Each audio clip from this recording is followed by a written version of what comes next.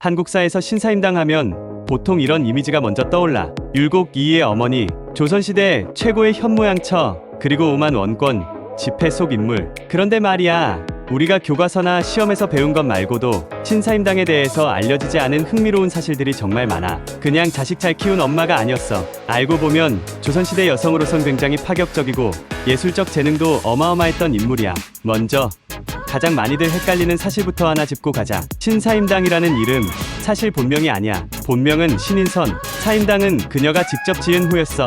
이후의 유래도 의미가 깊은데 유교 경전인 시경에 나오는 사친이도라는 구절에서 따온 거야. 해석하면 부모를 임금처럼 섬긴다는 뜻이지. 자기 삶의 철학을 담아서 그렇게 이름을 지은 거지. 단순한 별명이 아니었던 거야. 신사임당이 결혼한 건 19살 때야. 남편은 강릉 출신의 이원수라는 사람이었지.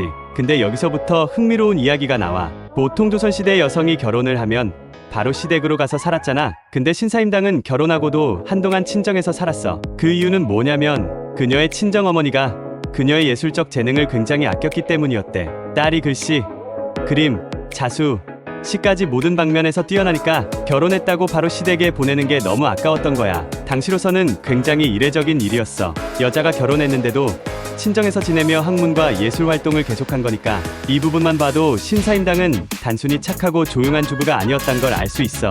오히려 능동적으로 자신의 삶을 이끌어 나간 여성이라고 보는 게 더 맞아. 신사임당의 예술적 재능은 정말 타고난 수준이었어. 그 중에서도 가장 유명한 건 초충도라고 불리는 그림들이야. 풀과 벌레, 곤충, 나비 같은 자연의 섬세한 모습을 그린 그림인데 이게 단순히 귀엽거나 예쁜 걸 넘어서서 당대 남성 화가들도 감탄할 정도였어. 실제로 후대의 대화가였던 정선, 그러니까 겸재정선도 그녀의 그림을 높이 평가했을 정도야. 또 신사임당은 한문서예에도 능했어. 그녀가 남긴 글씨를 보면 단정하면서도 강한 기운이 느껴지지. 단아하지만 자기 주장이 또렷한 글씨라고 해야 할까. 시도 잘 지었는데 자연을 노래하거나 인간의 삶을 성찰하는 내용들이 많아. 현모양처 이미지에 가려져서 그렇지 사실 당대 남성 학자들과 어깨를 나란히 할 정도의 수준이었던 거야. 그녀의 교육 방식도 정말 흥미로워. 아들 율곡 이이가 얼마나 천재였는지는 다들 알지. 13살의 과거급제, 9살의 심경을 독파했다는 이야기까지 전해지는데 이게 그냥 우연이 아니었어. 신사임당은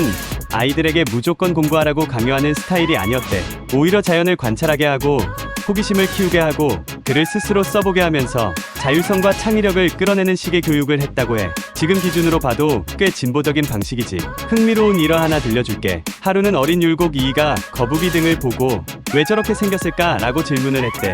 그때 신사임당은 그건 내가 연구해봐야 할 문제란다라고 대답했대. 단순히 설명해주기보다는 아이 스스로 생각하고 탐구하게 유도한 거지. 이런 교육 방식이 결국 율곡 이이의 철학과 학문적 깊이를 만들어준 거야. 근데 반대로 그녀의 남편 이원수는 좀 문제가 있었어. 시를 쓰고 글을 짓는 데는 재주가 있었지만 생활력은 부족했고 심지어 기생과의 관계도 암시되는 기록이 있어. 실제로 어떤 설에 따르면 신사임당이 병을 얻은 것도 남편의 외도와 관련이 있다는 말까지 나올 정도야. 그런데도 신사임당은 남편을 포기하지 않았고 아이들을 위해 가정을 지키는 선택을 했지. 이런 선택을 단순히 희생이라고만 보면 안 돼. 오히려 그녀는 자신의 삶에서 가장 중요한 게 무엇인지 스스로 판단하고 그 기준에 따라 행동한 거야. 어떤 상황에서도 중심을 잃지 않았고 감정에 휘둘리지도 않았지. 그런 점에서 신사임당은 굉장히 강한 인물이었어. 또 하나 재밌는 사실, 신사임당은 조선 후기까지도 여성의 표상처럼 여겨졌는데 오히려 후대 여성들 사이에서는 논란의 대상이 되기도 했어.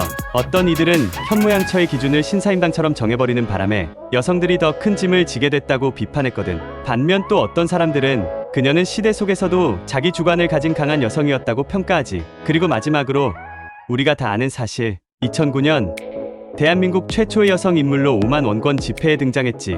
이건 단순히 유명해서가 아니야. 예술가, 교육자, 사상가, 그리고 어머니로서 전방위적 영향력을 인정받은 거야. 그만큼 그녀의 삶은 다면적이고 복잡하고 한마디로 정리하기 힘든 깊이가 있는 삶이었다는 뜻이기도 해. 신사임당은 단순히 착하고 얌전한 여성이 아니었어. 조선이라는 보수적인 시대 속에서 자신의 재능과 철학을 지켜낸 한 사람의 주체적인 인간이었어. 그래서 오히려 지금 시대에 더 잘 어울리는 인물인지도 몰라. 단지 누군가의 어머니가 아니라 자신만의 목소리를 냈던 사람. 바로 그게 우리가 다시 신사임당을 주목해야 하는 이유야.